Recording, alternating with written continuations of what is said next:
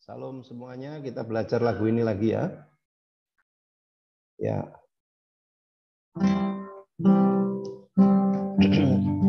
Ku hanya ingin mengasihimu.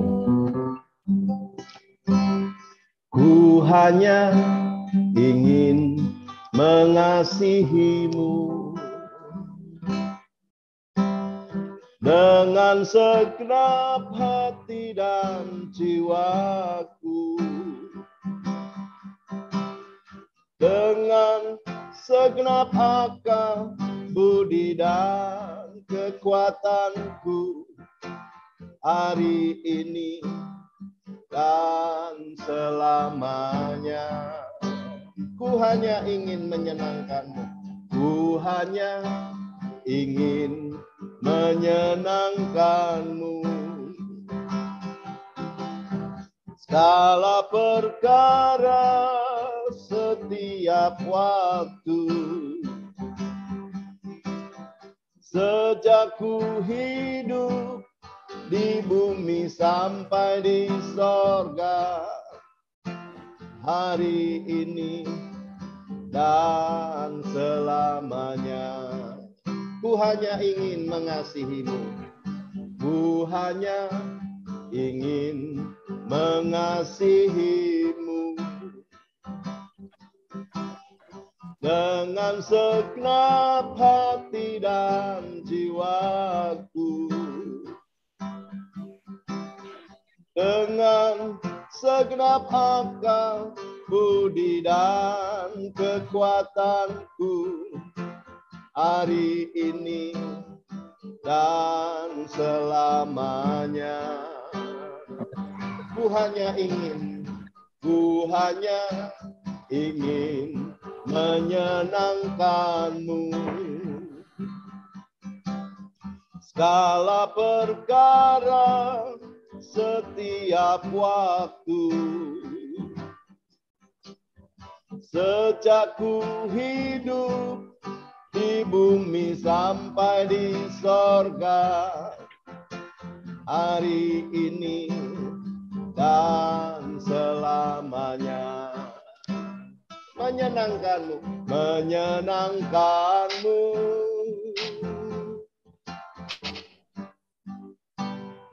menyenangkanmu.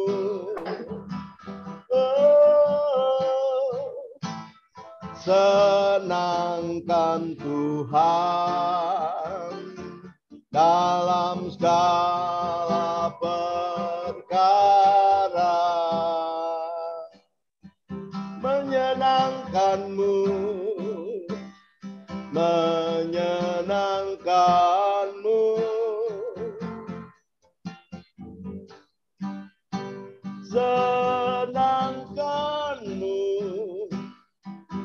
ya Tuhan, dimanapun ku berada, senangkan Tuhan. Sama-sama katakan, menyenangkanmu, menyenangkanmu. Haleluya. Menyenangkanmu. Mungkin kelihatan mereka. Senangkan Tuhan dalam segala perkara, menyenangkanmu, menyenangkanmu.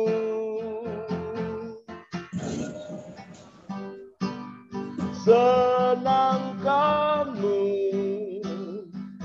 ya Tuhan, dimanapun ku berada,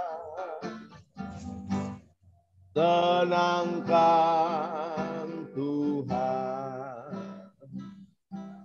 Ya, nanti Pak Andreas bimbing doa, kita doakan acara sharing science ini ya, supaya diberikan terang cuaca, tidak ada gangguan sinyal, kita serahkan dalam tangan Tuhan. Haleluya. Silakan Pak Andreas. Mari kita berdoa. Bapa di dalam sorga, kami mengucap syukur kepadamu buat segala kebaikan, kemurahan, pertolongan Tuhan dalam kehidupan kami semua. Malam hari ini kami ada oleh karena kemurahan Tuhan. Kami serahkan hidup kami, pribadi lepas pribadi yang sudah tergabung pada link Zoom pada malam hari ini dalam tangan Tuhan. Memberkati sensi kami malam hari ini melalui Zoom malam ini Tuhan. Tuhan kiranya pimpin dari awal hingga akhirnya. Tuhan berkati setiap jaringan signal di tempat kami masing-masing. Berkati cuaca, berkati kami semua. Terlebih secara khusus berkati hamba-Mu Bapak Hondarka. Sebagai narasumber kami akan menyingkapkan rahasia-rahasia firman Tuhan. Tuhan urapi dengan pengurapan yang khusus dari tempat yang maha tinggi. Urapan yang sama biarlah juga Tuhan Engkau nyatakan atas kami semua, sehingga kami mampu menangkap maksud Tuhan yang Tuhan sampaikan melalui hamba-Mu. Segala tipu muslihat iblis, gangguan-gangguan yang akan mengganggu, merintangi kami dalam mengikuti materi, penyampaian materi malam hari kami tolak, patah, hancurkan di dalam nama Tuhan Yesus Kristus. Biarlah Roh Kudus berdaulat atas kami, memimpin acara ini dari awal hingga akhirnya. Teman-teman kami yang belum bergabung, Tuhan tolong supaya boleh bersama kami mengikuti acara. Dalam nama-Mu Tuhan, mengucap syukur kami akan mulai acara malam hari ini dalam nama Tuhan Yesus Kristus. Haleluya. Amin. Ya, terima kasih Pak Andreas. Saya serahkan waktunya kepada Pak Hondarka. Ya, shalom buat kita semua ya. Ya, shalom buat sahabat Zion. Masuk apa? Setelah saya kembali berdoa dan mempelajari kitab Efesus, ya, saya berharap tahun ini, tidak tahu berapa seri kita bisa belajar sama-sama tentang Efesus, ya. Sebagaimana kita ketahui semua ketika kita belajar bahwa Efesus ini sebenarnya salah satu jemaat yang ideal.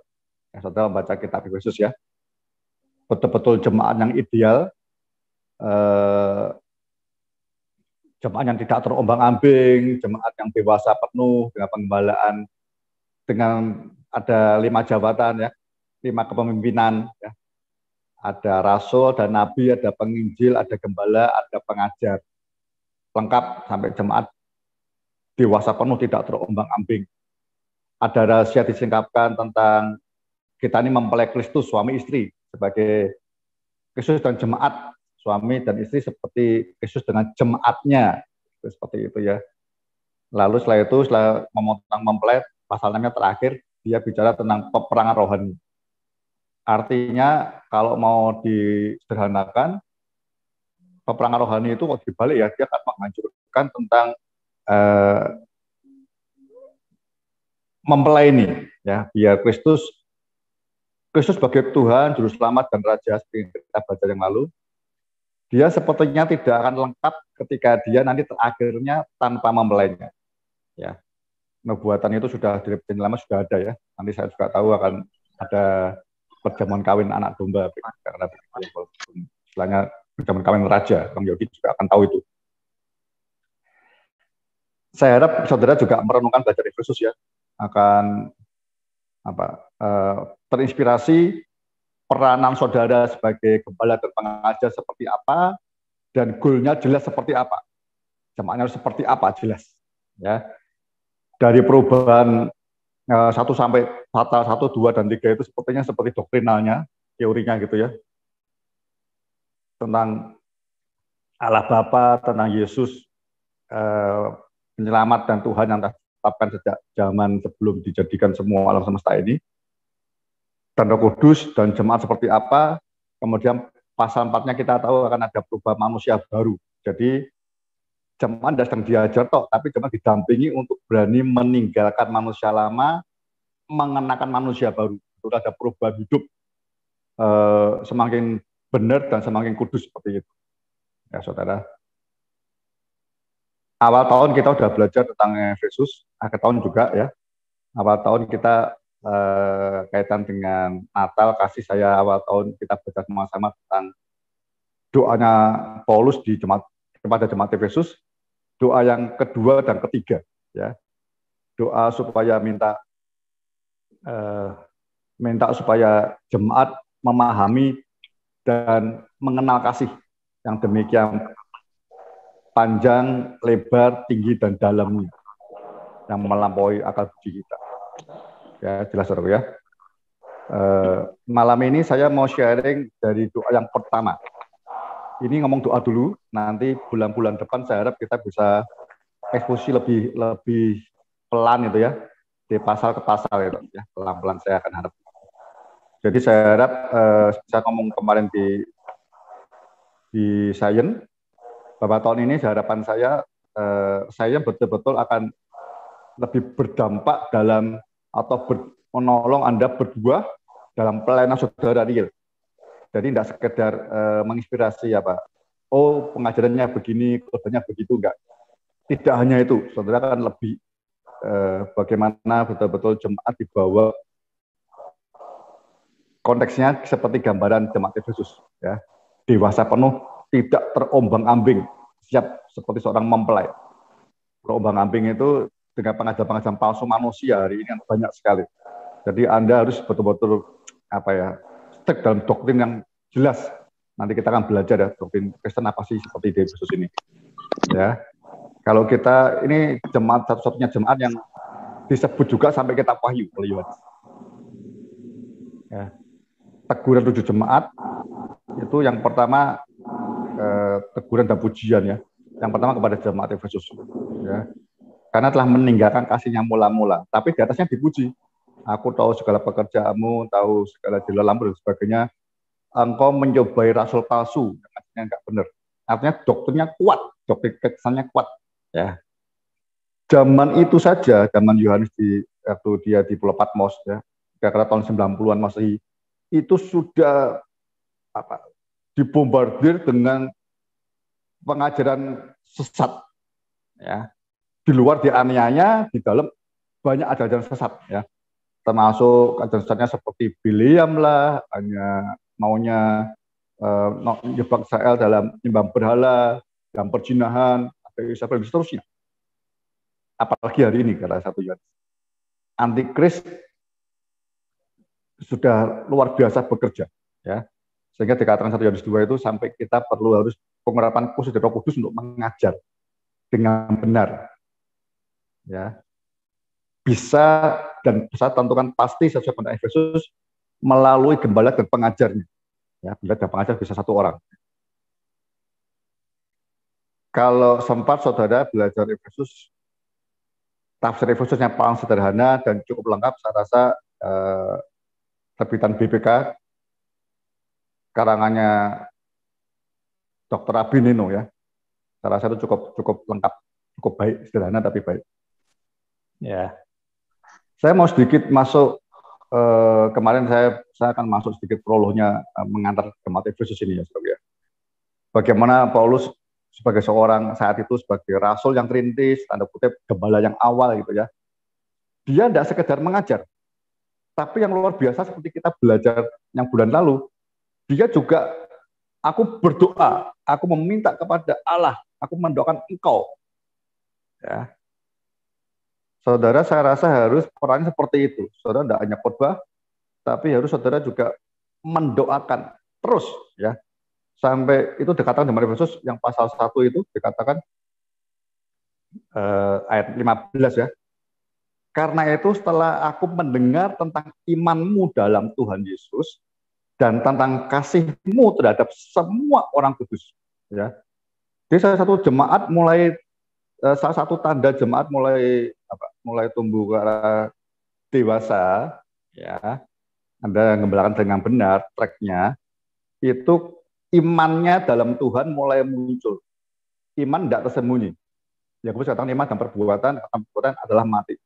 Jadi setiap orang Kristen saudara bisa ngamati jemaatmu imannya bertumbuhnya seperti apa. Ya. Dan kasihnya tidak akan tersembunyi. Ya. Kasih itu buah roh. Jadi orang percaya dulu sama Yesus, dia mulai dewasa, mulai muncul kasih. Mengasihi Tuhan dan sesama. Sampai memberi nyawanya. Ya, itu sudah tanda yang awal, sudah cukup baik jemaat ini. Tapi toh Paulus masih selalu mendoakan, 16. Dan aku selalu mengingat kamu dalam doaku. Nanti saya baca terusan, saya itu dulu aja. Ya. Anda lihat di pasal 3 yang kita belajar sama, kan? Kemarin ya. Dia berdoa supaya kita dipenuhi kepenuhan Allah, supaya mengerti, memahami dan mengenal kasih Allah. Gitu kan? Aku berdoa supaya Kristus bertahta dalam batinmu dan kita berdasar dan berakar dalam kasih. Doanya terus ada di hati. Ya. Bahkan jemaat Kristus, bahkan gembala yang buat saya gembala konteks seperti ini, tiap kali doa tidak bisa lepas jemaat didoakan besar. Makanya saudara perlu kenal betul domba kita masing-masing. Ya, Yesus ayat 15 katakan, gembala yang baik mengenal dombanya, namanya masing-masing satu persatu. Saudara ya. Nah, Efesus ini mulai muncul kalau Anda belajar mulai di Kisah Rasul 18. Ya. Pelayanan Paulus. Paulus beserta Aquila dan Priska masuk di Efesus. Ya. Setelah itu Apolos masuk. Apolos ngajarnya lebih baik pada Paulus karena redaksinya begitu ya. Jadi masuk mulai ngeritis di sini. Ya. Saudara kalau lihat Kisah Rasul, ini Efesus ini apa? Anda kalau lihat Pantekosta gereja dimulai Kisah Rasul kan intinya itu Pantekosta sebenarnya. Bagaimana gereja awal terbentuk dengan seluruh jemaat dipenuhi Roh Kudus. Awal, ya. Jadi kepenuhan Roh Kudus betul full, penuh, ya, dan menggerakkan kegerakan pemberitaan Injil luar biasa. Orang mulai takut mati dan sebagainya, hidup bersama, memberi dan seterusnya, ya. Gerakan itu muncul di Yerusalem. Nah, lawatan Roh Kudus yang kedua itu muncul di Samaria. Kalau Anda baca kira-kira Kisah Rasul 4 atau 5 atau 6. Samaria penuh Roh Kudus. Yang ketiga, lawatan Roh Kudus dengan banyak orang terjadi di Kisah 10. Rumahnya Cornelius, ya. Rumahnya Cornelius di Yunani. Cornelius orang Yunani, ya. Paulus dijemput ke situ. Nah, yang keempat, lawatan Roh Kudus ada di Kisah 19 di Efesus ini. Jadi Efesus ini sepertinya ini lawatan Roh Kudus dalam Kisah Rasul, ya, perjalanan gerak mulai gereja itu yang melawat seluruhnya, ya, gerak itu mulai muncul, membesar, itu diakhiri di Efesus. Karena Efesus itu betul-betul kota kalau saya bilang ini kota terpenting dari Kaisar Romawi yang ada di timur. Ini ibu kota Asia kecil. Ya. Dan ini orang timur, ya, itu melihat Efesus ini daerah timur tapi yang dekat ke barat perbatasan. Jadi ini kota betul-betul multidimensi, banyak orang segala bangsa tinggal di situ. Penyembahan berhalanya terlalu kuat, ya, sebut dari Artemis ada di situ, ya. Anda lihat baca Kisah Rasul 19 ketemu kan, bagaimana ketika Paulus berdoa mengizinkan orang-orang di situ, ada di Tiranus, banyak orang bertobat dari Kristen itu, lawatan Roh Kudus terjadi. Itu banyak orang meninggalkan Dewi Artemis itu. Ya orang yang buat patung marah semua, ya, sampai geger, rame, ya, begitu, ya. Paulus akhirnya ditangkap di situ. Nah, kalau saat Efesus ini, itu Paulus sudah sekian tahun lagi dia ada di penjara Roma. Tentu Efesus ini. Ya. Jadi Efesus ini sepertinya gerakan Roh Kudus awal gereja mula-mula itu berakhir di Efesus. Setelah itu gerakannya mulai nyebar seluruh dunia. Ya. Setelah itu Roh Kudusnya ada di dalam setiap orang yang bergerak. Kayak Kisah 8, ya. Kalau Roh Kudus turun, kita dipenuhi kuasa untuk memberitakan Injil. Yerusalem, Yudea, Samaria, ujung bumi. Ya saudara, kita perlu belajar di khusus ini. Beberapa kali saya cerita kepada sahabat saya bahwa seringkali gereja itu terbentuk, kalau yang Anda benar baik ya, Anda ngeritis sendiri. Kalau neruskan ya baik, tapi agak saudara harus pergumulan menyesuaikan diri lagi. Tapi kalau Anda ngerintis sendiri, ya menangkan orang satu demi satu, persekutuan, ngerintis jemaat awal sampai mulai agak besar, ya saudara jadi gembala sekaligus jadi bapak, ya bapak rohani dari mereka semua, ya itu nanti tandanya setiap orang dipenuhi Roh Kudus dengan pengajaran saudara, Anda berdoa, ya setiap orang akan bergerak. Jadi suatu saat yang menangkan jiwa-jiwa baru bawa ke gereja itu tidak gembalanya pendeta terus tidak, tapi setiap orang bergerak. Itu tanda gereja hidup. Di Yerusalem begitu, di Samaria juga begitu, Cornelius juga begitu, gerak terus. Ya, Efesus terakhir juga begitu. Kita belajar. Ya, jadi ini saya lihat rasanya ideal betul. Terus setiap gembala harus, setiap pendeta, gembala, pengajar harus goalnya, idealisnya Anda lihat Efesus. Belajar Efesus dulu. Ya. Saya rasa semua orang mau seperti itu. Ya. Berlelah, bertekun luar biasa. Kalau dia itu nanti tinggal jagain kasihnya yang akan lama akan hilang. Ingat ya. Jadi ini seperti nggak langsung rumusan. Orang jatuh cinta mesti mulai berani melayani dan berkorban. Lah jangan dibalik. Wah nanti kalau kita pelayanan terus-menerus berkorban, nanti kasih kita bisa hilang. Lah itu justru peringatannya. Bagaimana menjaga motivasi mengasihi Tuhan? Saya harus berdoa atau di kisah di khusus 3 itu kita belajar. Dia minta kita dipenuhi seluruh kepenuhan Allah supaya kita bisa mengerti lebar, panjang, tinggi, dalamnya kasih itu. Paulus tahu kasih itu yang bisa menggerakkan kita sampai kekal mempelai itu nanti. Ya. Nah di situ yang perlu kita tidak hanya mengajar tapi mendoakan, bila Anda berdoa puasa terus. Pokoknya jemaat itu harus apa ya? Seperti keluarga, seperti istri anak-anak kita, seperti ya. Ini milik Tuhan, tapi kita tahu ini seperti anggota keluarga. Anda baca doktrinnya di Efesus ketemu, ya. Saudara akan ngerti betul bahwa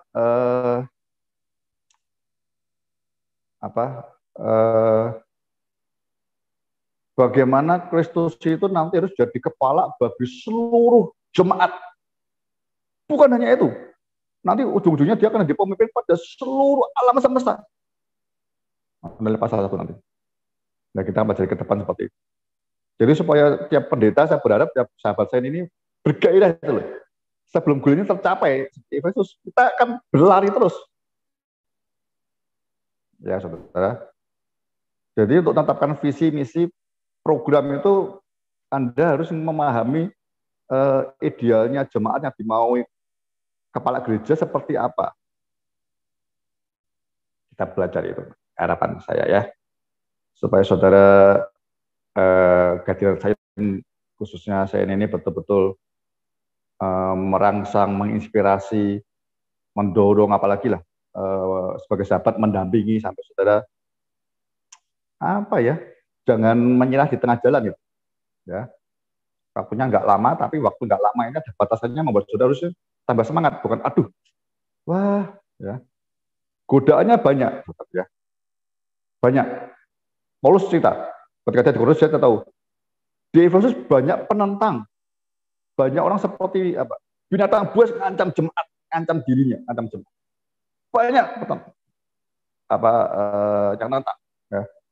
Jemaat-jemaat yang sungguh-sungguh akan sulit untuk hidup karena ini penyebabnya kuat. Ya. Dikucilkan, ya, bisnis juga susah, semua hidup susah semua.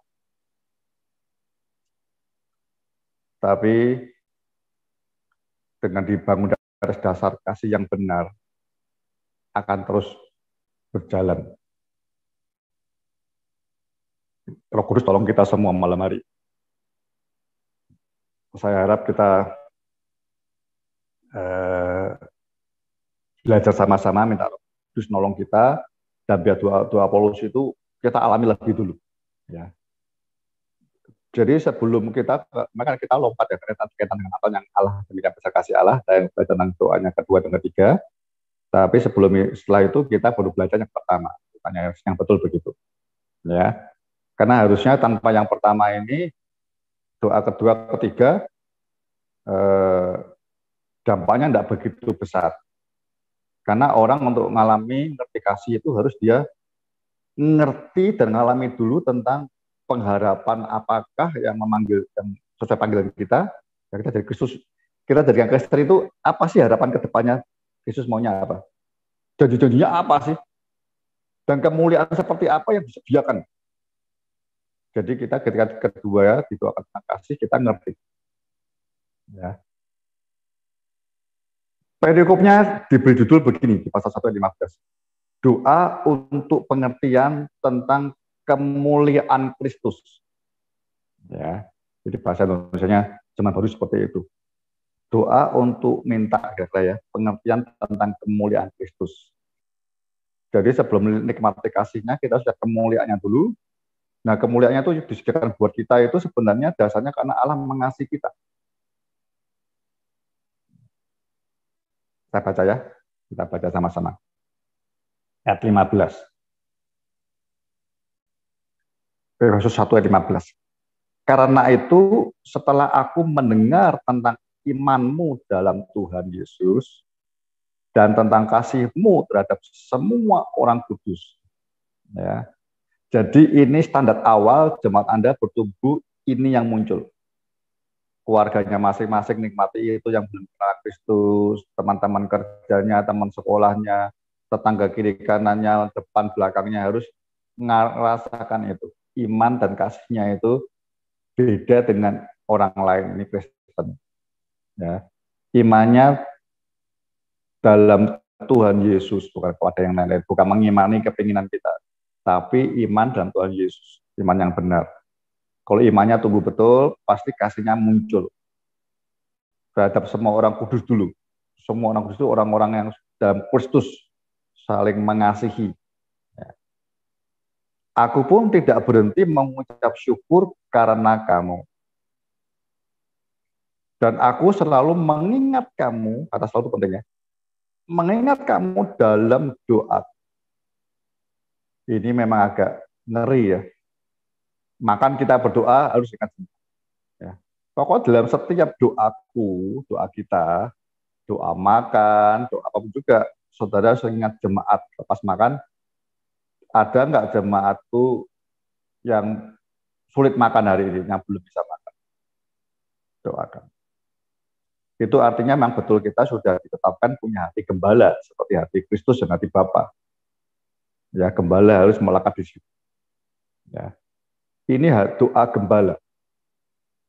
Ya, kalau doanya Anda cari jiwa itu doanya penginjil.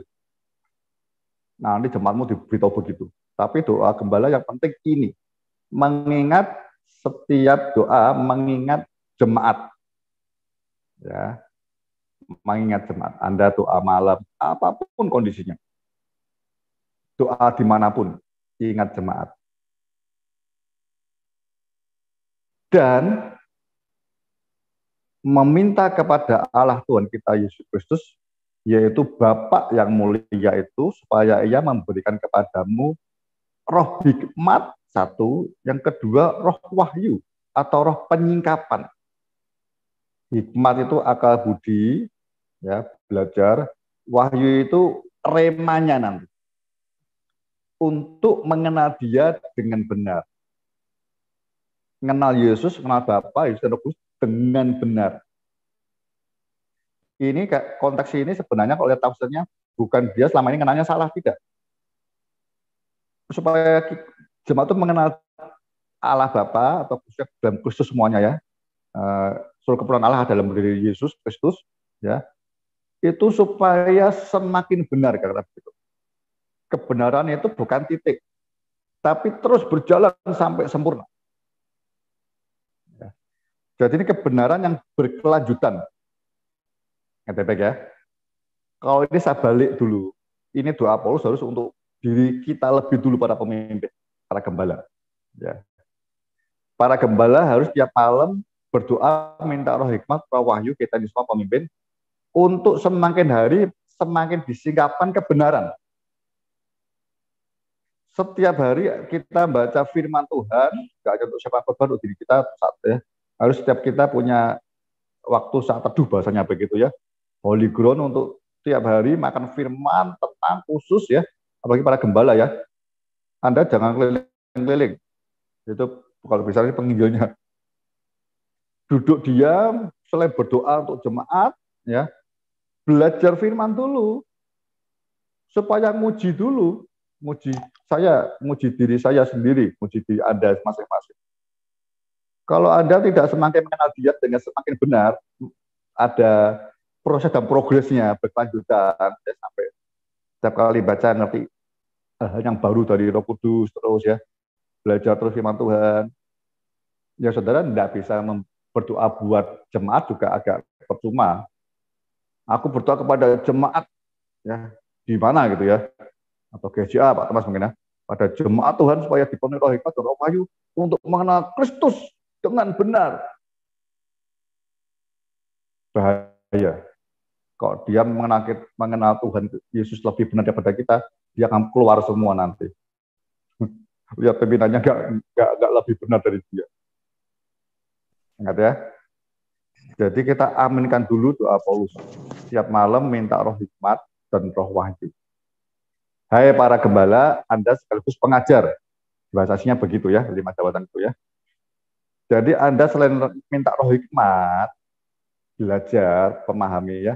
Saya nggak peduli ada lulusan SMA atau apa, nggak peduli. Mau sekolah kitabnya cuma 9 bulan, setahun, nggak urusan. Itu bekal yang baik. Tapi berkelanjutan dengan firman Tuhan dan dengan Roh Kudus terus menerus. Ya, dengan saya juga ada baik ya dengan saya. Jadi saudara minta roh hikmat, belajar Anda makin hari, ya Anda bersyukur, dan saya nggak kena begitulah. Makin memahami nggak saya ini? Kalau enggak ya nggak usah ikut buang waktu 1 jam 2 jam sayang, apalagi kalau di sini 3-4 jam sayang jauh-jauhan. Tapi dengan perjalanan mungkin 5 jam sayang. Jadi hikmatnya minta hikmat yang terbatas. Jadi Anda datang duduk diam, nggak hanya diam duduk juga. Minta roh hikmat mengerti. Kalau masih agak sulit, ini yang lebih penting. Pewahyuan. Pewahyuan itu akan membuat saudara tidak bisa begitu mengerti, tapi percaya. Nah itu pewahyuan.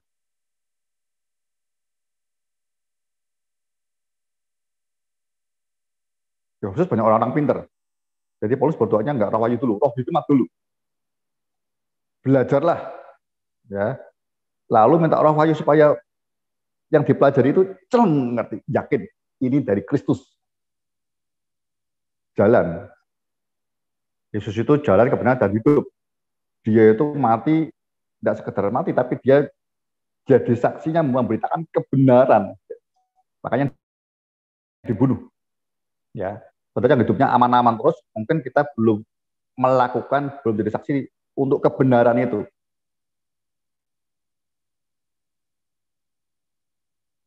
Roh hikmat dan roh wahyu untuk mengenal dia dengan lebih benar, semakin benar terus-menerus. Jadi saudara dan saya semakin senang belajar firman. Firman ini up to date. Selalu baru kata. Yang baru apa? Hikmat dan wahyunya dibukakan terus. Dia kan sempurna sekali. Anda baca pasal 1 di atasnya ketemu. Wow, Allah Bapa itu dia yang merencanakan semuanya. Natapan Yesus sebelum dunia dijadikan. Ini misteri, ini rahasia besar. Jadi jangan sampai pendeta gembala tiap hari tidak dengar firman Tuhan ya. Apalagi semakin bosan, aku udah ngerti bosan kita terus udah paham aku. Tidak bisa. Itu berhenti ada di hamba atau bahkan anak jangan-jangan. Karena meningkat sahabat, meningkat ke mempelai itu dasarnya kasih. Kasih itu panjang, lebar, dalam, tinggi. Kita nggak akan pernah bisa nyelami betul kalau tidak dengan mengalami.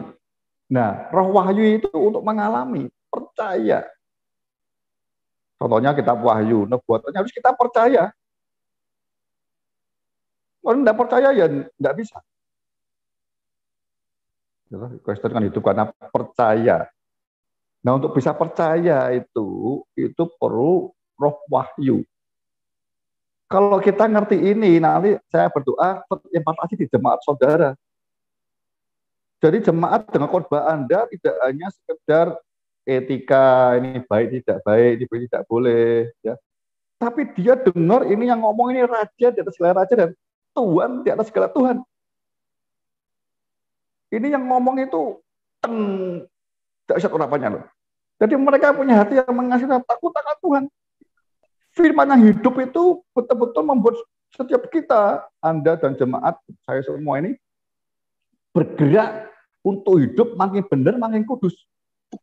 Ingat yang saya sampaikan bulan lalu ya. Di Wahyu 19 itu, mempelainya itu dikaruniakan pakaian lenan halus, putih berkilau-kilauan. Apa itu? Perbuatan-perbuatan benar dari orang-orang kudus. Dikaruniakan. Jadi saudara tidak mengasihi Kristus, ya, hidup benar, hidup kudus itu sesuatu yang berat, yang sulit, yang beban susah sekali. Makanya sebelum kenal kasih itu dia berdoa ini dulu. Baiklah dari roh wahyu untuk doa untuk supaya mengenal dia, kekasih kita, raja kita, Tuhan kita, ternyata suami kita dengan benar sesuai Alkitab. Alkitab itu kebenaran. Yesus itu kebenaran, Roh Kudus kebenaran, ya, Roh kebenaran, Roh penghibur. Alkitab dari 17 firman Tuhan itu kebenaran. 18. Dan supaya ia menjadikan mata hatimu terang. Ini sebenarnya lebih tepat itu bukan mata hati ya. Supaya ia menjadikan mata pikiran kita terang. Karena kalau orang ngomong hati itu sepertinya hati itu tidak ada proses belajarnya. Jatuh cinta dari mata turun ke hati ya muncul perasaan. Ini lebih tepatnya coba ya kita baca teks lain ya, terjemahan dari ILT ya. 18 ya. Setelah mata pikiranmu diterangi agar kamu mengetahui apa pengharapan panggilannya itu dan apa kekayaan kemuliaan warisannya di antara orang-orang kudus. Ya. Jadi sebenarnya ini mata pikiran. Ini buat saya agak jadi pikiran itu punya mata. Pikiran itu punya mata. Jadi ketika Anda didoakan oleh Roh Wahyu, Anda baca itu, celing bisa lihat. Ya. Lihat bahwa firman ini betul-betul sabda Kristus kekasih kita. Banyak orang yang belajar teologi, ya, pikirannya belajar, tapi matanya tidak melihat. Ya, tidak melihat. Pengalaman itu penting. Anda bisa baca kitab, bisa lihat seolah-olah kekasih kita, Raja Tuhan kita itu Yesus ngomongin saudara. Nanti kan beda sama sekali meresponnya firman Tuhan. Anda kalau mengutamakan ini paling utama di atas segalanya. Apapun di dunia yang dunia tawarkan apapun, ya. Kalau yang membaca di atasnya itu masuk ke doa ini sudah akan tahu. Ya. Bapa Surga Kudus seperti apa? Jadi dia mengerjakan sesuatu yang seolah orang lain tidak bisa kerjakan. Nanti kan saudara dan saya berubah. Ya. Hidup kita kan berubah. Ya, supaya menjadikan mata pikiranmu terang agar kamu mengerti pengharapan apakah yang terkandung dalam panggilannya. Ya, pengharapan apakah? Betapakah ada dua panggilannya itu, betapa kayanya kemuliaan bagian yang diberikan bagi orang-orang kudus. Ya. Ini warisan bahasa tadi ya. Jadi setiap kita ini harus mengerti kalau kita ini jadi Kristen anak Allah, ya, diselamatkan itu ada sesuatu yang lebih besar. Kemuliaan, dan yang kedua itu kuasa, ya. Supaya kita ini dipanggil ngerti betul. Ada proses dan progresnya untuk kita bertumbuh karena kedewasaan, mengejar sampai finish. Warisannya, janji-janjinya terlalu berlimpah. Jadi yang kemuliaan loh ya, bagian kemuliaan. Anda, ini gimana ya, jangan meremehkannya. Ya boleh sih, orang minta berkat secara materi ya boleh. Tapi itu enggak kemuliaan. Anda secara materi minta sama orang kaya, ya mungkin diberi toh. Dinas sosial, Jokowi juga beri BLT atau apa namanya, bantuan banyak sekali. Minta duit, Anda bekerja, minta yang orang lain, saudaramu, familimu, mungkin orang yang lebih kaya, pendeta, teman pendeta, mungkin kan dapat bisa. Jadi kemuliaan itu sesuatu yang harus celing mata pikiran kita melihat. Misalnya apa, saudaraku? Yang kita minta, yang orang lain tidak bisa kasih. Kalau sakit sembuh bisa. Saya dokter seringkali nggak bayar. Mereka tahu saya pendeta batuan yang di sini penyakit dalam pun saya nggak pernah bayar. Ya, dia nggak usah Pak Pendeta. Ya, saya terima kasih. Doa apa coba yang supaya saudara hidupnya nikmat kemuliaan Tuhan dan kemuliaan Tuhan dinyatakan dalam hidup setiap kita. Misalnya doa minta lepas nih, saudara, kalau lihat manusia baru itu ya, masalah Tuhan aku kok kalah terus, pikiranku kok duniawi terus, untuk bisa lepas. Itu perlu kemuliaan besar yang bekerja. Kuasa Roh Kudus itu. Untuk lepas dari pikiran duniawi, dari dosa, dari aku nggak bisa mengasihi Allah, kok buah roh nggak pernah muncul dalam hidupku. Nah, doa Anda bisa ngerti doa-doa seperti apa yang betul-betul itu warisan yang disiapkan buat saya dan saudara. Kalau kesehatan itu nanti selesai hidup manusia, tubuh ini mati, selesai. Bahkan Tuhan bilang tuh Yesus, kalau benih ini tidak mati, tidak akan bisa berbuah, bertumbuh dan berbuah. Mati, kita harus mati, dan daging kita ini mati. Mati, baru Roh Kudus bisa bekerja di dalam hidup kita. Kemuliaan, saudara. Nah, makanya harus berdoa, lihatlah kemuliaan itu. Kalau Anda lihat di Efesus, di kisah, di Wahyu terakhir, lihat kemuliaan mempelai seperti apa. Ada dan saya bilang, aku minta lihat kemuliaan pakaiannya mempelai wanita seperti apa tidak Tuhan. Kalian halus putih berkilau-kilauan seperti apa yang Tuhan berikan dalam hidup kita. Itu melampaui harta benda di dunia ini. Kalau nggak lihat itu ya nggak kepingin apa-apa ya, biasa hidupnya kayak saya duniawi terus, pengen makan apalah, pengen inilah, pengen itulah.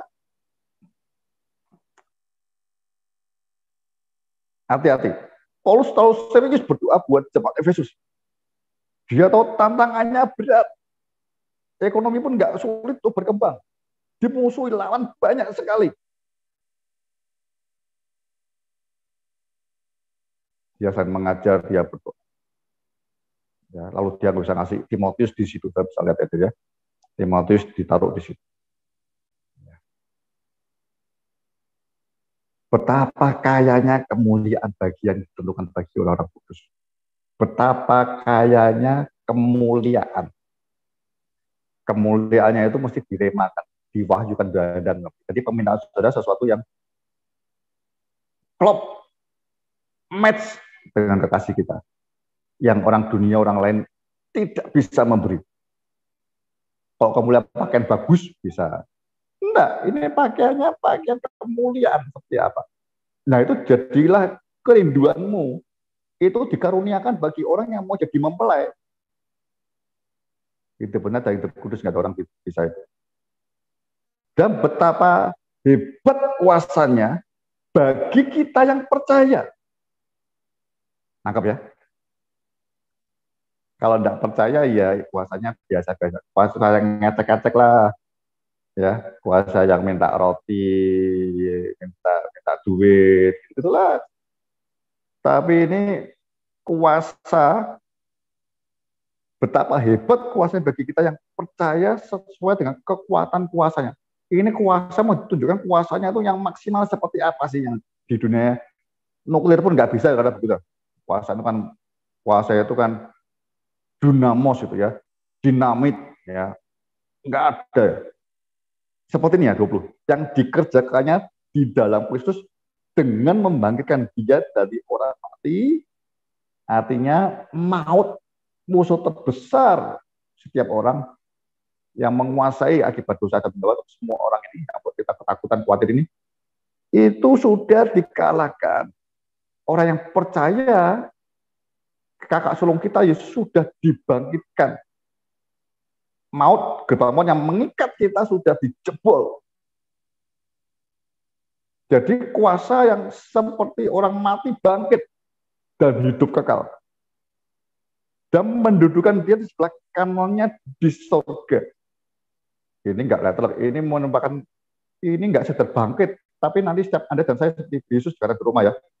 Nanti kita ini punya hak khusus istimewa, bukan karena itu tangan yang istimewa. Nah. Ya, spesial kita mempelai Kristus. Itu panggilan luar biasa. Duduk sebelah kanan, kita mempelainya. Ya. Jauh lebih tinggi dari segala pemerintah dan penguasa dan kekuasaan dan kerajaan dan tiap-tiap nama yang dapat disebut, bukan hanya di dunia ini saja, melainkan juga di dunia akan datang. Ini malah itu ya. Kita ini orang-orang tertentu senang kalau punya backing penguasa, orang kaya dan sebagainya. Ya, pemerintahan senang, raja atau presiden senang. Orang lain lagi nggak senang gitu-gitu, ya, nggak mau gitu-gitu. Dia akan berjuang sendiri, bahkan mungkin yang lebih negatif, dia akan melawan ya. Saya itu baru baca itu heran saya. Di Indonesia itu kira-kira ada 146 juta terdaftar STNK, motor dan mobil. Tapi yang bayar pajak baru 52% atau 54%. Hampir separuh tidak bayar pajak. Ya itu mungkin orang yang punya backing dan sebagainya, alasan sama macam. Ya saudara. Ada orang hidup seperti itu. Ya. Ini pemerintah mau bebaskan yang 2 tahun, nggak jadi. Segera para pendeta, ayo urus pajak motor yang mati-mati. Ya. Kalau enggak ya kita ini nyimpen sampah-sampah dosa-dosa dalam rumah kita ya sulit nanti ya. Kita itu benar-benar kudus agak sulit. Ayo kesempatan dimanfaatkan. Ya. Jadi dikatakan ini lebih besar kuasanya itu. Tapi seringkali kita mengandalkan kuasa penguasa kerajaan yang keliru, yang tidak hebat sebenarnya, tapi kita bangga. Saudara dekat dengan bupati, dengan wali kota, ya. Saya dulu di Wabena juga sama, dengan Kapolresnya, dengan bupatinya. Jadi merasa saya ini nggak takut siapa di Wabena. Ya. Terakhir teman saya dekat dengan RI 1 dengan Panglima dan sebagainya. Saya bilang, Hodarka, kalau kamu ada apa-apa, kontak saya segera. Ya. Saya tuh agak senang loh, kenal gitu. Belum kenal orang-orangnya LSM yang lain ya. Amnesty segala internasional, senang tuh. Ya. Tapi Tuhan bilang, itu semua ya, kuasa, penguasa, kekayaan, dan pemerintahan itu tidak ada bandingnya atau semuanya akan mati semua. Tapi lihat kuasanya Kristus, betapa hebat kuasanya itu. Nah, sekali kita malah nggak mau percaya. Apa sih kuasa yang bisa? Jadi kuasa itu yang betul-betul bisa mengalahkan dosa kita itu loh. Itu didoakan. Roh hikmat belajar, tahu kuasanya. Tapi tidak bisa.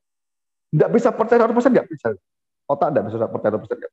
Mungkin karena kita belajar orang pintar, kita paksa percaya 60% mungkin maksimal. Saudara bisa cek aja. Yang tadi pagi saya kirim ya saudara ya, di grup ya. Coba aja seminggu Anda tulis masing-masing. Tulis aja, ingat-ingat. Sebenarnya sepanjang hari ini, hari Senin, yang mulai berkuasa saya atau Tuhan sih? Selasa yang ngatur hidup saya itu sebenarnya saya, Hondarka atau Kristus. Rabu, Hondarka, para kudus, hidup saya panjang hari itu dipimpin oleh siapa? Siapa yang nurut, siapa yang harus dituruti. Ya. Saya baca terus saja ya. Dan segala sesuatu telah diletakkannya, segala sesuatu di bawah kaki Kristus. Dan dia telah diberikannya kepada jemaat sebagai kepala dari segala yang ada. Jemaat adalah tubuhnya, yaitu kepenuhan dia yang memenuhi semua dan segala sesuatu. Ini rahasia penting, saudara. Kristus kepala itu maknanya besar sekali. Artinya apa? Dia ingin betul-betul kepala itu nggak gentayangan sendiri, nggak. Kepala itu perlu tubuh. Tubuh itu jemaatnya.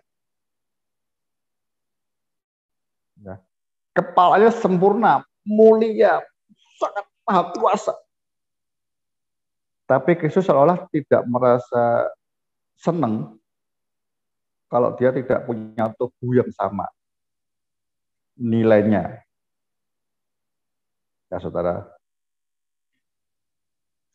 saya itu dengar berita ya, Anda sering dengar misalnya berita-berita sekarang kan orang banyak CCTV dan sebagainya ya, foto atau apa ya, hoax banyak toh. Misalnya artis A digosipkan dia misalnya foto telanjang yang tidak baik ya. Lalu dia bilang tidak, nah itu bisa dianalisa. Ternyata ahli-ahli forensik telematika bisa analisa. Jadi dia kalau foto bareng itu nggak tahu ukuran pikselnya atau apanya itu antara kepala dengan tubuh sama. Tapi kalau editan itu bisa ngerti tuh. Ini kepala sama badan ya, itu dua hal berbeda ternyata. Itu ada ilmunya, ada alatnya untuk lihat. Oh, ini editan. Terus saja juga bisa difitnah saya. Hondarka ketangkap basah di hotel dengan perempuan. Dicek aja. Oh, saya tidak pernah. Nah, nanti ahli forensik telematika ngecek. Ini Hondarka atau bukan ini. Ketemu. Jadi nanti pada waktunya yang Tuhan mau ini, telematika ini ya. Jadi kepala ini kan mulia yang kudus betul kepala ini. Hari ini mungkin kita bisa nipu dia, nipu masyarakat. Aku ini Kristen. Ya. Yesus mulia, aku ini juga mulia. Ya, aku juga kudus nih. Tapi kalau ditembak dari alam roh, baik Tuhan dan para malaikat, Roh Kudus, ya, atau para iblis ngerti. Anda lihat Imam Skewa itu ya, anak Imam Skewa itu ketemu kan? Aku ada orang kerasukan dia ngomong, aku mengusir engkau dalam nama Yesus, Tuhannya Paulus. Iblis setannya jawab, Kristus aku tahu, Paulus aku tahu, tapi siapa engkau? Nah, dia mau memposisikan sebagai hamba Tuhan, mungkin maaf ya, sebagai orang Kristen. Tapi iblis kan di alam roh lihat ya, ahli telematika. Oh, nggak cocok. Kepalanya begini, tubuhnya begini. Oh, bukan palsu kamu. Langsung digagai, diserang. Saya bisa menipu di depan para pendeta hari. Sudah lihat saya hamba Tuhan, tahu firman Tuhan, saya belajar itu benar. Tapi di alam roh, Hondarka tidak bisa menipu. Apakah betul ini tubuh ini anggota tubuh? megapikselnya sama nggak dengan kepala? Kekudusan, apalagi kemuliaannya, takut Tuhannya, kasihnya, sama tidak?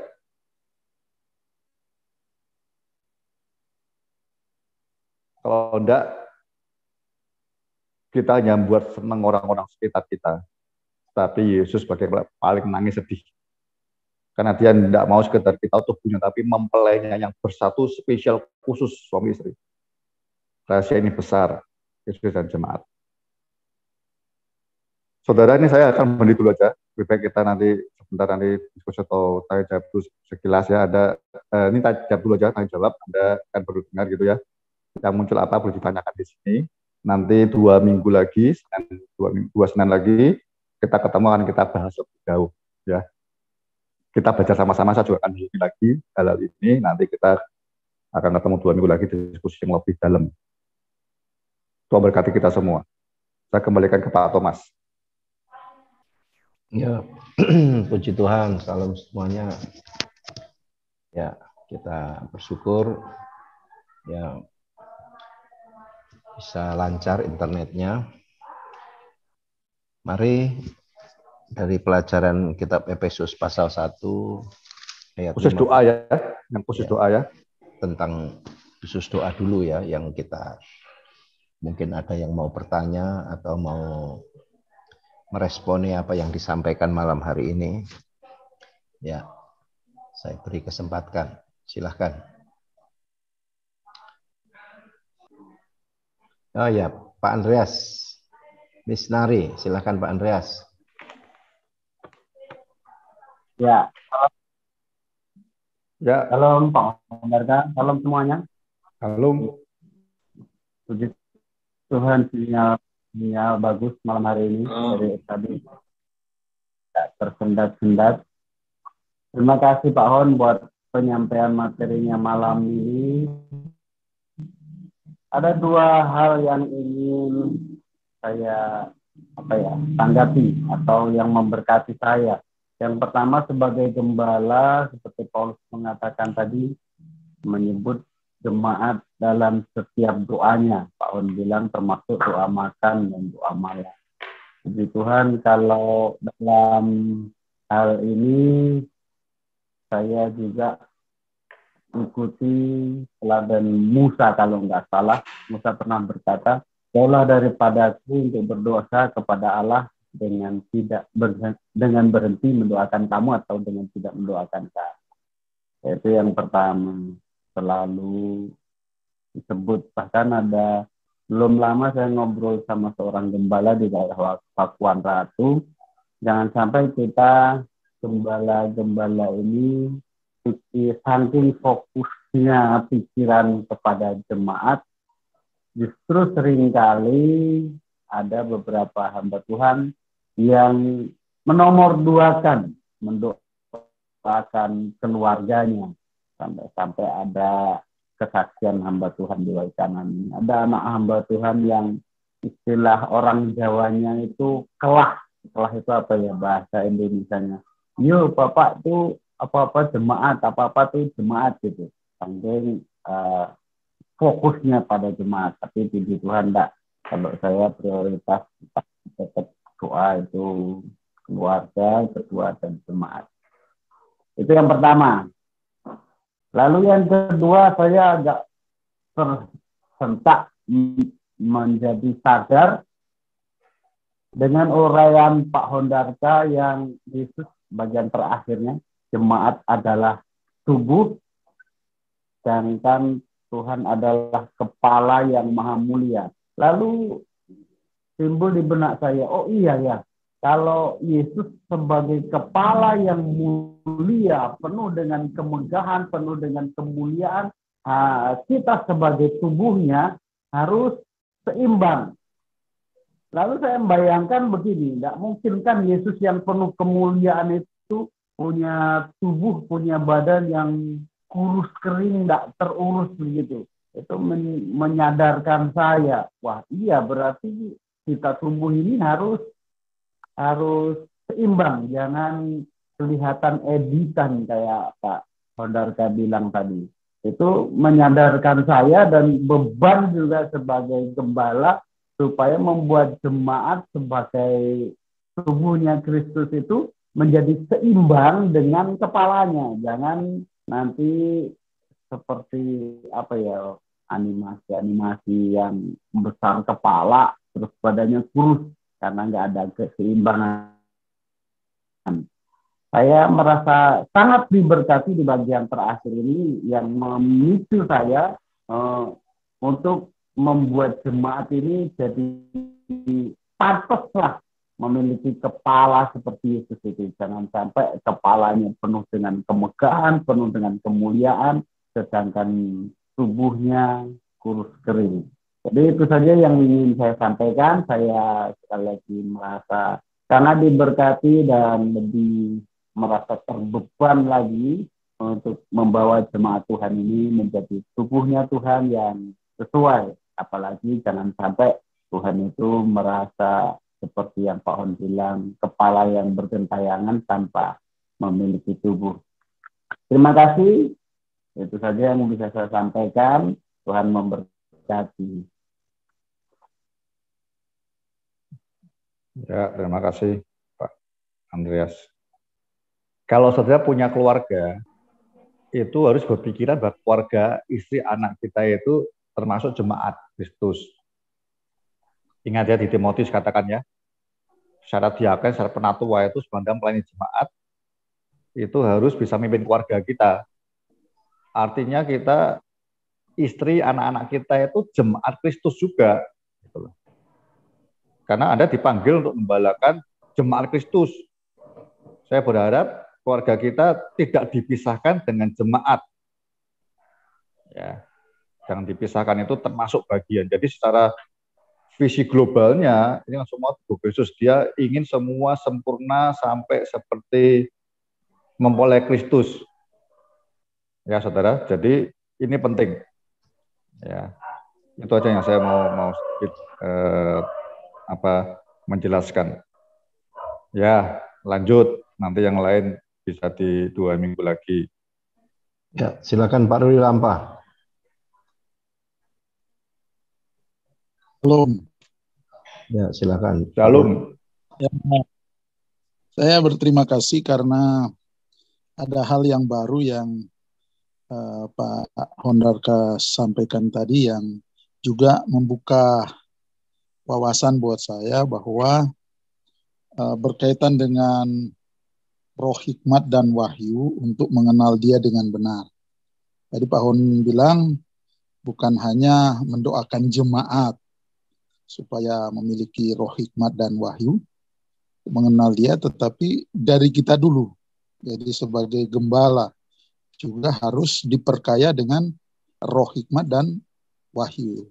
Tadi dibilang bahwa roh hikmat itu melalui apa ya? Kita harus belajar, baca firman dengan sungguh-sungguh, belajar, lalu remahnya itu yaitu wahyu tadi ya. Dan sungguh saya juga merasakan itu bahwa pola yang saya mulai ubah sekarang ini ya seperti yang mengarah ke sini sih. Artinya makin berusaha untuk terus belajar firman dan memohon supaya banyak pewahyuan yang bisa disingkapkan. Dan saya terima kasih diteguhkan, dan tentunya hal ini mengingatkan bahwa kita gembala ini justru yang harus lebih utama dulu untuk memiliki itu, sehingga otomatis kalau kita punya roh hikmat, kita juga akan bisa mengajarkan jemaat, mereka juga akan dapat banyak hal, sampai mereka juga akan menjadi jemaat yang semakin mengenal Tuhan secara pribadi. Nah, lalu muncul di benak saya berpikir begini, kalau saya masih tergolong hamba Tuhan yang mungkin tidak ada kerjaan melayani pengembalaan, ya. Tapi yang saya berpikir bagaimana dengan teman-teman yang saya lihat hampir lebih dari separuh waktu dalam siang hari, bahkan ada yang malam hari masih bekerja untuk hal lahiriah gitu, tapi seorang gembala. Jadi ya saya sempat berpikir kepada diri sendiri sebenarnya gitu, jangan sampai uh, saya saja yang tidak punya pekerjaan lebih tidak ada sampingan, tapi masih kadang-kadang lalai gitu, ya kan, kurang maksimal begitu. Nah, itu yang jadi sebuah pemikiran buat saya. Dan pastinya hal ini Pak, room ini kita boleh diingatkan dengan apa yang disampaikan Pak Hondarka tadi. Jadi ternyata ukuran kedewasaan jemaat itu juga hanya sebatas dari punya iman dan kasih, tetapi harus betul-betul memiliki roh hikmat dan wahyu untuk mengenal. Itu yang saya sampaikan tadi, dan saya terima kasih tentunya hari ada hal yang juga baru yang pewahyuan yang diberikan ke saya secara khusus. Lalu yang kedua, saya minta maaf karena Pak Hondarka singgung tadi soal bayar pajak. Saya kebetulan kendaraan saya ceritanya sedikit saja Pak. Pas 2019 sebelum corona kan, pas mau bayar pajak, pas saya waktu itu kondisi keuangan bermasalah. Lalu yang kedua, 2020 sudah corona, akhirnya tertunda sampai sekarang. Jadi makanya saya lagi berpikir gimana, apakah saya dapat kena denda sebesar apa gitu. Jadi itu lagi rencana selama dekat mau ke Samsat. Terima kasih Pak Hon, Tuhan berkati untuk penjelasannya. Terima kasih.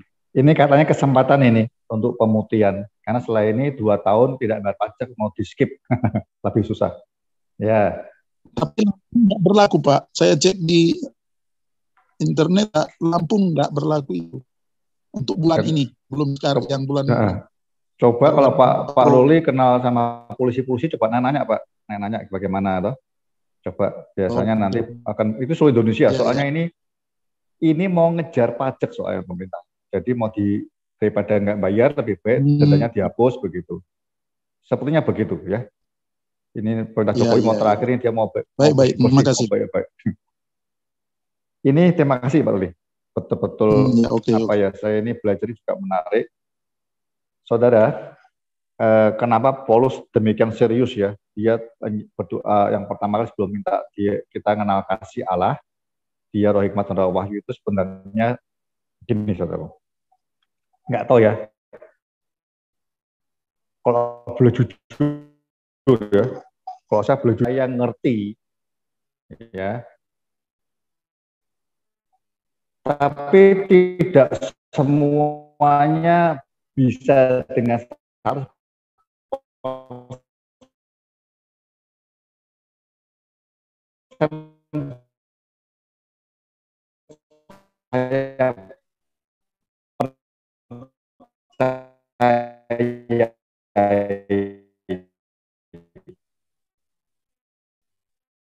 dan ini kehidupan segala banyak perkara nanti ya, banyak hal gitu ya. Nah, makanya Paulus berdoa supaya kita tidak sekedar diberi roh hikmat, ya, tapi roh wahyu itu loh buat saya. Jadi saudara kalau setiap hari dengan firman Tuhan harus percaya sepenuhnya, gitu. Percayai, ya, betapa hebat kuasanya, percayai. Tapi percaya itu kan sesuatu yang tidak bisa dipaksa. Nah itu memang minta karunia, memang minta kasih, minta anugerah lebih tepatnya ya. Lebih senang pakai kata anugerah mungkin, anugerah. Ya. Minta anugerah khusus, minta roh kudus, beri roh wahyu, sungguh-sungguh supaya aku ini percaya firman-Mu 100%. Termasuk janji Tuhan, mulai hidup kita, kalau kita pelayanan sama Dia sepenuh waktu. Banyak perkara yang membuat sebenarnya kita ini hamba tentu, aduh maaf loh, kalau saya bilangnya. Nanti dosanya paling banyak karena gitu. Kita ngerti banyak, dituntut banyak harusnya. Tapi kita ngerti banyak, tidak percaya semua hal. Saudara bisa cek lah nanti lah, bukaan ya. Nanti diskusi di sini aja nanti kita lihat. Malam hari ini saya berdoa diri saya khususnya dan saudara semua, biar apa yang Roh Kudus bekerja membukakan firman Tuhan itu kita ngerti. Ya kalau Anda pendeta harus ngerti dan percaya. Ya, karena ngerti saudara bisa nolong banyak orang. percaya saudara bisa impartasi iman saudara. Ya, jadi nanti saudara bisa ngalami, bisa ngerti kenapa roh hikmat dan roh wahyu tidak boleh pergi. Itu gandengan tangan. Kalau roh hikmat saja nanti seperti Salomo toh. Nanti suatu saat dia tidak bisa mempercayai 100%. Ya. Dia diberi roh hikmat, diberi kekayaan dan sebagainya. Suatu saat segala firman Tuhannya dia tidak mempercayai. Dia mengasihi istrinya, termasuk ikut-ikut nyembah berhalanya, banyak hal saudara. Nah, percaya lihat kemuliaan, panggilannya itu penuh kemuliaan. Begitu saudara ingin nyantol ke situ, saudara dan saya ini yang mempelai itu ya. Nah, saudara percaya bahwa betapa hebat kuasanya itu, maupun sudah dikalahkan, tidak ada apa lagi yang bisa menghalangi. Ya, Roma katakan baik pedang, apapun, tidak ada.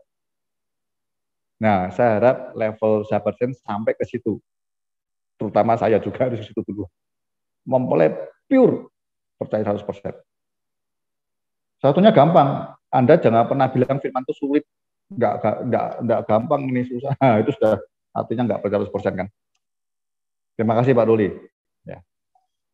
Masih ada waktu.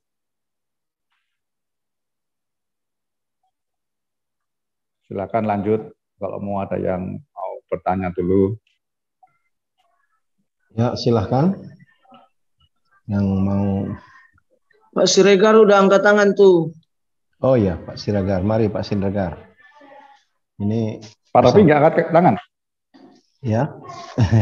Pak Siregar katanya. Ya, Pak Siregar. Mari Pak. Mengamati Pak Hun. Mengamati dulu. Anda bukan pengamat. Anda gembala.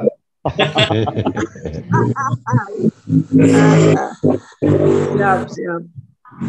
Ya, silakan Pak Siregar. Wih, ini kok kayak di supermarket.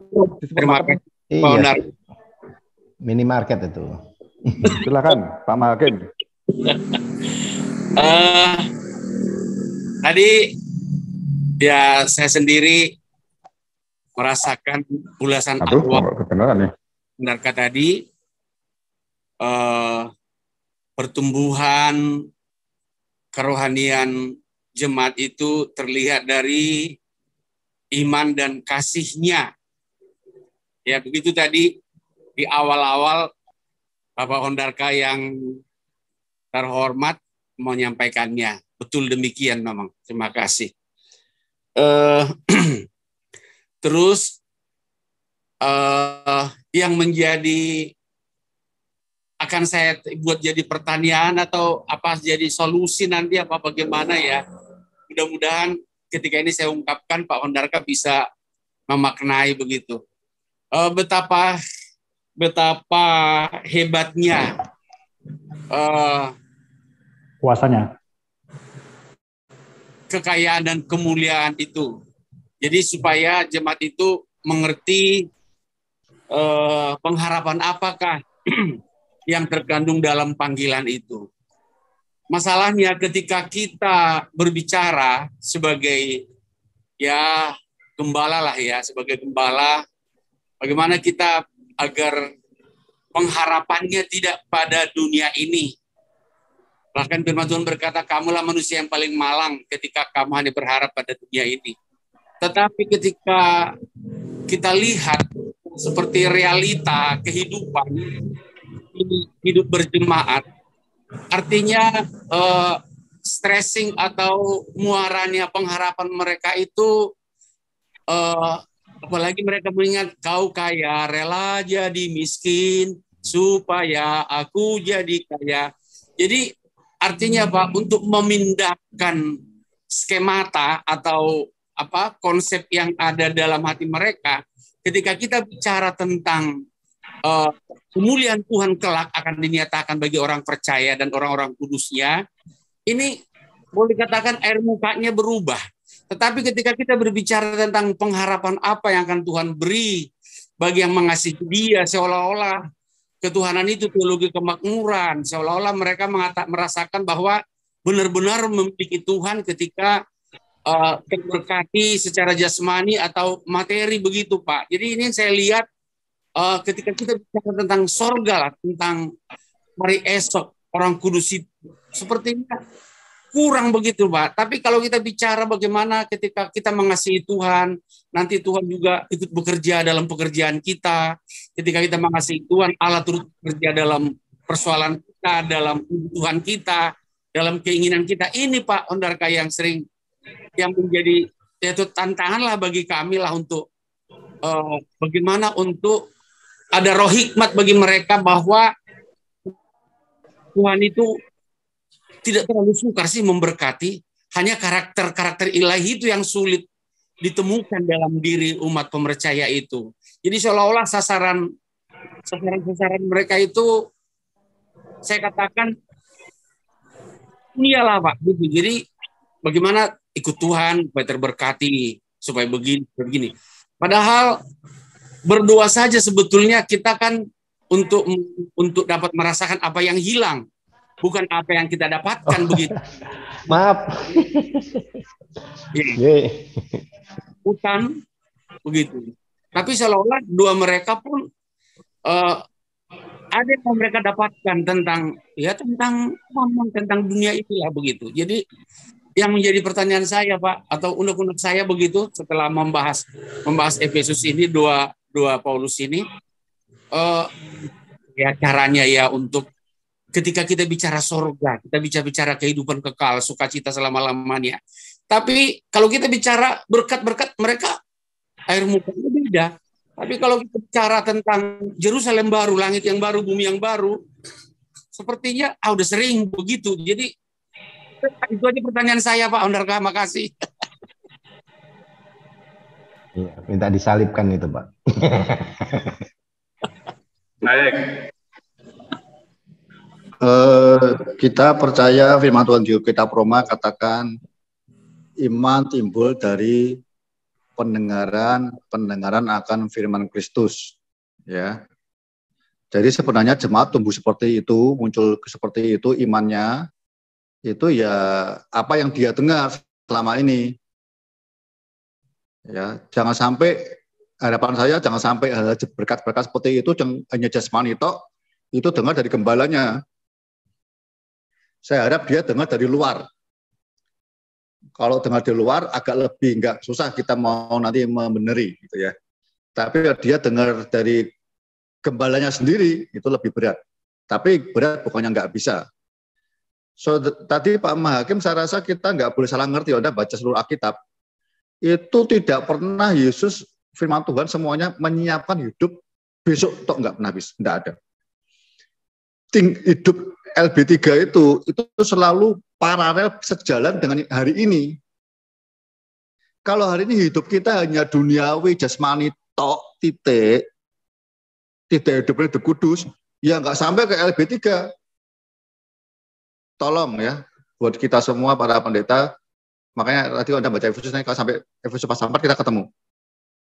Anak-anak jangan sampai, jemaat kita jangan sampai terombang-ambing oleh pengajaran-pengajaran palsu. Berkat Tuhan jasmani pasti saya percaya disiapkan. Tadi saya sudah singgung toh. Tapi itu Alkitab juga ngajar, Anda mau makan, hendaklah kau bekerja. Nah gitu loh. Nah makanya saya harap sahabat saya sekarang mulai hari inilah, walaupun agak telat, ayo ngajar firman yang murni. Ada berkat jasmani, Tuhan juga ngasih berkat untuk orang-orang yang 5.000 orang tuh, roti tuh. Tapi kalau begitu kasih berkat itu, dia yang keliru, anak yang makan itu. Anda lihat ya, kalau membaca itu ya. Jadi mereka sudah sepanjang hari dengan khotbah terus, kelaparan, Tuhan beri berkat. Tapi ya kan nggak tiap hari Tuhan boleh mujizat makan roti terus. Baru sekali saja, orang sudah keliru nafsirnya, pengikutnya. Anda lihat Yohanes itu ya. Lalu dia ikut Tuhan Yesus kemana-mana, diikuti, dikejar terus. Tuhan langsung berhenti noleh. Kamu ngejar aku, ikut aku bukan karena kamu hanya karena kenyang toh. Nah itu loh, gitu-gitu. Itu firman terlalu banyak ya. Saya harap sahabat saya ngerti betul lah. Jadi kalau saudara yang pertama-tama dulu-dulu ngajarnya berkat-berkat terus ya sekarang lebih sungguh-sungguh lagi benahin melengkapi yang belum Anda ajarkan hari ini. Nah ya toh, kita percayakan apa yang Anda tabur Anda tuai, apa yang kita tabur kita tuai. Iman timbul dari pendengar firman Tuhan. Percaya kalau saya. Kita tahu firman itu dengan otak kita. Tapi seringkali kita nggak percaya kan? Kita lebih percaya kalau itu buat saya agak menghina Roh Kudus ya. Kita percaya bahwa jemaat kita itu duniawi semua. Jangan. Itu jemaat Yesus. Kita percaya Roh Kudus tolong kita semua lah. Ya. Saya harap setiap gembala ingat itu loh, saudara. Pikirkanlah yang baik di Filipi ya, yang benar, yang suci, yang kudus. Pikirkan itu. Jemaat-jemaat yang sedang duniawi seperti itu, saudara, sedih harusnya. Ya, jadi percaya, wah ini pasti kalah nih. Pendetanya gembala tidak boleh kalah kalau kekudusan kebenaran itu kalah dengan berkat duniawi. Iman kita tidak boleh kalah dulu. Alkitab mengajar begitu kok. Tadi saya bilang kan, kita ini seringkali dengar firman, tapi kita seringkali tidak percaya 100% firman-firman yang kita aja mungkin ngomong sulit, susah. Sangkal diri, pikul salib, ikut Tuhan. Itu syarat mutlak. Tidak ada orang bisa ikut Tuhan, pikulnya nggak salib. Pikul roti misalnya, berkat. Tidak pernah ada. Gitu. Tapi Tuhan memelihara hidup kita, ada. Ya. Ada, tentunya Tuhan memberi makan, memberi mujizat tuh, ya tuh. Dia memperhatikan orang lapar, dia perhatikan. Ada yang juga tuh, kalau ada sahabatnya yang datang malam-malam lapar, kita harus nyiapkan roti. Ya, tidak boleh berutang kata Paulus, tapi saling mengasihi, saling memberi. Kisah Rasul lihat, jemaat mula-mula, gereja yang benar itu yang kaya mau berbagi pada yang miskin. Itu gereja. Ya. Itu bukan Yesus maunya seperti itu, enggak. Itu buat orang yang kaya punya duit, dia belajar hidupnya tidak mengandalkan pada kekayaannya. Yang miskin ngerti ini tubuh Kristus saling menolong dan mengasihi. Dia ditolong, dia bekerja lebih baik untuk kemuliaan Tuhan. Jadi semua belajar begitulah. Makanya dari saya bilang Roh hikmat, roh itu terlalu penting. Harapan saya, para sahabat sains, para gembala, para pemimpin ini, lebih dululah kita, tadi usulnya Pak Ruli ya, kita ini minta roh hikmat dan roh wahyu dulu. Segala firman Tuhan, seluruhnya, udah boleh pilih-pilih. Ya. Gampang, susah, enggak peduli. Aku percaya. Nah, itu roh wahyu itu. Otak kita, kalau hanya maksa ngerti toh, ya tadi. Semua orang hampir seperti itu. Ya, misalnya aja tuh Yesus waktu di Khotbah sudah ngomong tuh, ada dua jalan. Orang sudah tinggal pilih tuh. Pilih yang lebar, ujungnya maut. Yang sempit, sesak, sulit, ya, ujungnya kehidupan, hidup kekal. Tidak banyak orang mau ke situ. Nah, harusnya kita ini gembala, pemimpin bawa jemaat ke situ. Yang mana? Yang kehidupan ujungnya. Tinggal menguatkan imannya, ya, tapi Om juga dikasih tahu, beritahu iman yang benar kepada Yesus seperti apa. Dia pasti akan memelihara hidup kita kalau Anda dan saya berjalan terus sampai menuju mempelai. Kalau enggak, ya enggak dipelihara. Ya gue mengatakan tuh, kenapa doa kita enggak dijawab? Karena mau dipakai untuk keinginan kita sendiri. Enggak mungkin dijawab. Nah, gitu. Banyak aspeknya ya. Ini maaf bukan untuk sekedar Pak Mahir, buat kita semua termasuk saya, ingat baik-baik. Seringkali apa yang kita belajar firman Tuhan, yang kita khotbahkan, jangan sampai kita nggak percaya. Itu makanya nggak akan jadi-jadi. Ya, itulah Paulus berdoa, minta roh hikmat dan roh wahyu buat kita ngerti. Kemuliaannya kayak itu apa sih? Bukan duniawi, bukan duit. Itu kekudusan.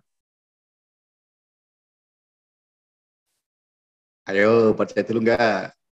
Kayak belum belajar percaya. Kekayaannya itu yang enggak bisa dunia. Kalau duit dunia bisa beri. Iblis bisa beri tuh. Semua tunduk padaku tak beri. Tapi kemuliaan pakaian kudus penuh kemuliaan itu benar. Iblis enggak bisa beri.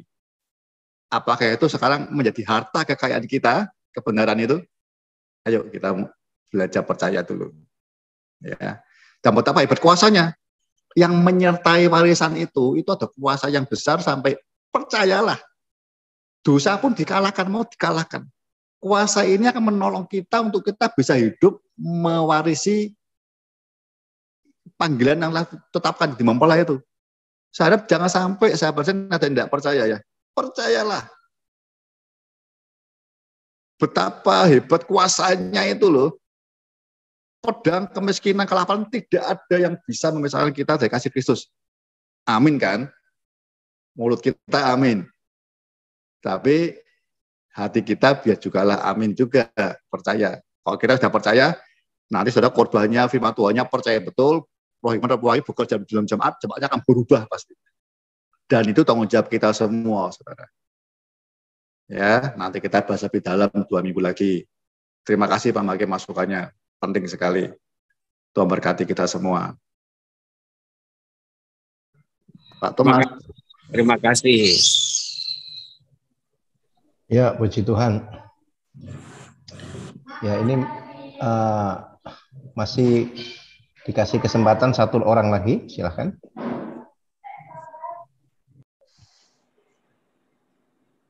Ada?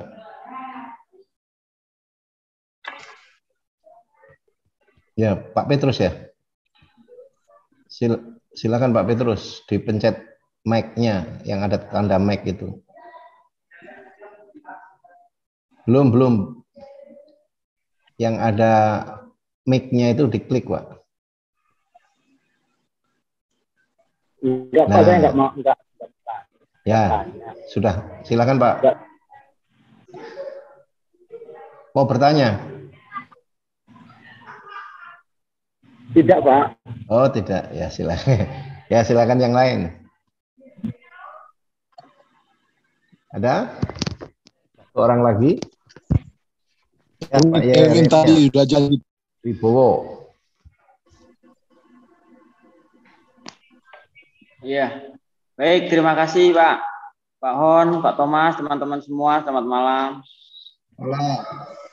Iya, dari pembelajaran ini saya hanya tidak bertanya, cuman saya hanya bersyukur dalam artian bahwa ternyata menjadi hamba Tuhan, menjadi gembala, semakin kita mau belajar, semakin kita menerima pembelajaran, ternyata bukan sesuatu yang sudah memuaskan yang kita kerjakan. Ternyata kita mesti lebih banyak terus merendahkan diri, terus kita mau belajar, dan kita terus mendengarkan dan memperhatikan dari setiap pembelajaran tersebut, sehingga membawa jemaat ternyata untuk semakin menerima dan mendapatkan kemuliaan yang memang Tuhan Yesus sudah persiapkan dan sediakan bagi kita.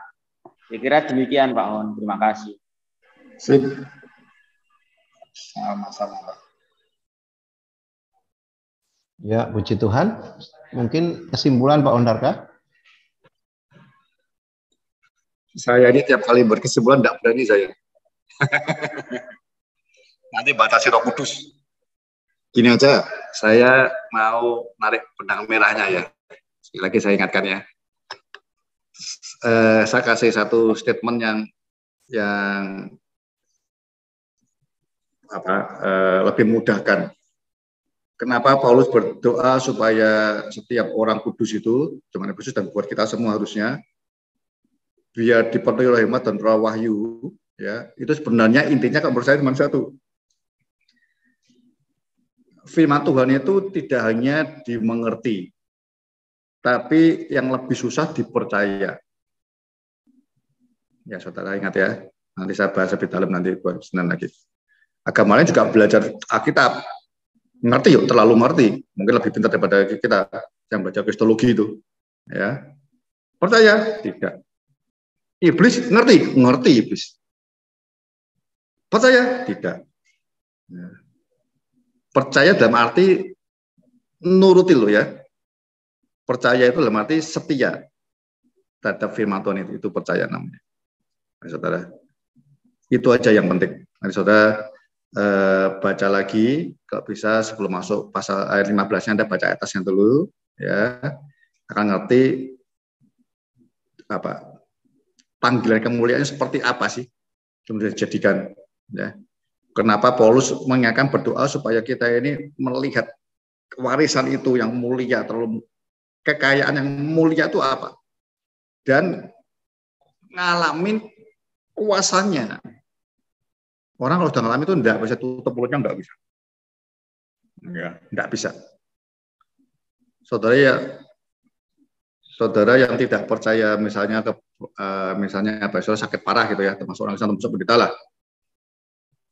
Lalu tiba-tiba dikasih air apa gitu ya, sembuh. Nanti saudara mesti cerita. Mesti itu. Ngalamin itu sesuatu yang Anda percaya, ngalamin mesti cerita. Anda punya pengertian luar biasa, belum tentu berani cerita tentang Kristus, tentang Injil buat orang banyak, belum tentu. Nah, tapi kalau yang wahyu itu celing, mata pikiran kita itu matanya bisa melihat kebenaran yang sinar mulia itu. Makanya seluruh hidup kita akan mengarah ke situ. Ya, saya kasih penanggalannya itu aja ya. Apa yang kita pelajari dari firman Tuhan, kita minta oleh hikmat dan wahyu supaya kita juga percaya 100%. Nanti dampaknya buat hidup kita jadi teladan, ya. Misalnya kayak Paulus ngomong 1 Korintus 11 dulu. Hai jemaat, ikutlah aku seperti aku ikut Kristus, ya. Jadi Paulus ingatkan bahwa semuanya dimulai ya, tadi dimulai dari hidup kita lebih dulu. Jemaat akan ikut nantinya. Baik, ya. Saya rasa itu saya kembali ke Pak Thomas. Tuhan berkati kita semua, mengurapi kita semua. Kita ditemukan nanti 2 Senin lagi sudah belajar baca Efesus pasal 1 berlaku semua Efesus. Lalu ke Pak Thomas ngerilis YouTube-nya, sudah bisa dengar kembali, renungan kembali. Pak Saudara hadir di saya ini tidak hanya sekedar datang, tapi mau betul-betul belajar bersama. Nanti saya percaya kalau kita sesama hamba Tuhan ini kumpul, wow, kita akan menemukan kebenaran semakin sempurna. Amin ya. Tuhan berkati kita semua. Haleluya, Tuhan berkati kita semua. Terima kasih Pak Hondarka. Ya, malam ini kita akan berdoa untuk Pak Besa Tule Hulu, ya. Tadi anaknya mewakili ikut sub. Ya, ini Pak Gulo ikut tapi sambil baring-baring. Ya, kita doakan buat kesehatan Pak Gulo. Ya, sambil menutup nanti saya minta ya untuk berdoa